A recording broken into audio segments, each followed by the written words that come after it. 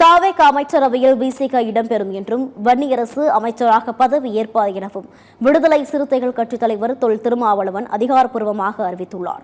சென்னை வேளச்சேரியில் நிர்வாகிகளுடனான ஆலோசனைக்கு பின்னர் செய்தியாளர்களிடம் பேசிய திருமாவளவன், அனைவரும் வலியுறுத்தியதால் அமைச்சரவையில் இணைகிறோம் என்றும் பெரும்பாலானோரின் கருத்துக்களின் அடிப்படையில் திண்டிவனம் எம்எல்ஏ வன்னியரசு அமைச்சராக பதவி ஏற்பார் எனவும் தெரிவித்தார்.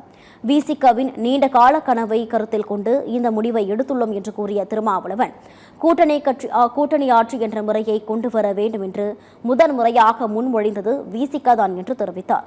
திமுக கூட்டணியில் விடுதலை சிறுத்தைகள் கட்சி நீடிக்குமா என்ற கேள்விக்கு நாளை அல்லது நாளை அறிவிப்போம் என்றும் திருமாவளவன் தெரிவித்தார். தாவேக தலைமையிலான இந்த அமைச்சரவையில் இடம்பெற வேண்டும் என்கிற வெளிப்படையான அழைப்பை அடுத்து எமது கட்சியின் பொதுச் செயலாளர்கள் உள்ளிட்ட முன்னணி பொறுப்பாளர்களோடு கலந்தாய்வு செய்தோம்.